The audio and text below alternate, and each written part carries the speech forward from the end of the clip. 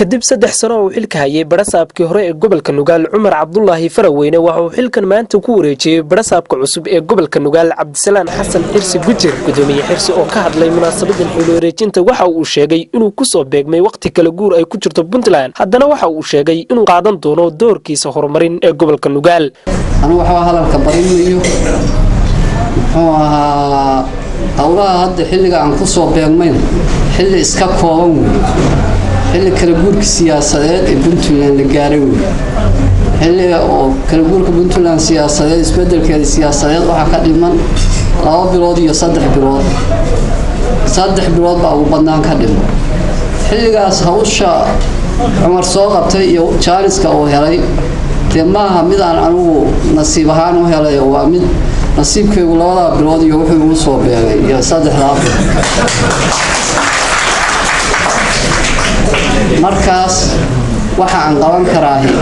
way iska yiri daayiraahdo badan rajeeya ama waxaan qabanaya ama waxaan madoobeynaya waa been xaqiiqadu waxay tahay oo kaliya inaan ka wada shaqeyno annagoo wada jir dadka caasimadda Puntland ku nool oo dhan in magaalada amnigeeda laga wada shaqeeyo si goobta ay u noqoto meel amnigeeda la isku halayn karo gudoomiye Cumar Cabdullaahi Faraweyne oo ka sheekeeyay 3 sano oo xilkan hayay wixii u qabsamay waxa uu sheegay in magaalada Garowe ee caasimadda Puntland aan qarax ka dhicin intii uu xilka hayay qofna aysan ku dilin kooxo hubaysani waxaan ku faraxsanahay inta xilka hayay Soomaalidu waxay tiraahdaa golow waa saymo magaaladan Garowe kooxaha burcad diimeedka argixisada hal qof kuma dilin hal qaraxna kama dhicin alxamdulillaah rabbil caalamiin ilaah baa mahad iskale iyo shacabkooda laga shaqeeyay waad ogtihiin goboladeena sida Boosaaso Buuhoodle Gaalkacyo waxa lagu dhameeyay waxgaradkeenii iyagoo la rabo dalka in laga suuriyo dadkii wixii wax garanayay alxamdulillaah rabbil caalamiin magaalada Garowe kama dhicin laakiin waa iska jiri kara meel bini aadam ku nool yahay faral amni darro oo ka dhici kara wasiirka amniga Puntland Axmed Cabdullaahi Dawlad waxa uu dhankiisa sheegay in ammaanka Puntland wax looga qaban karo wada shaqeyn dhexmarta dadweynaha iyo dawladda dadweynuhu aan la shaqeyn waxay qabanayaan ma jirto haba qaban karaan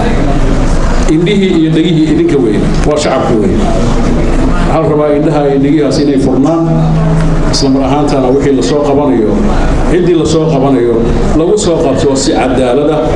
qof aan dambi gelin aan lagu khaldin waayo taasi ciqaab keenaysa xaq Ilaahay nooga timaado maamulkan cusub ee gobolka Nugaal ayaa laga filayaa sugista ammaanka kor u qaadista horumarka magaalada caasimadda Puntland ee Garowe Maxamed Salix SBC Garowe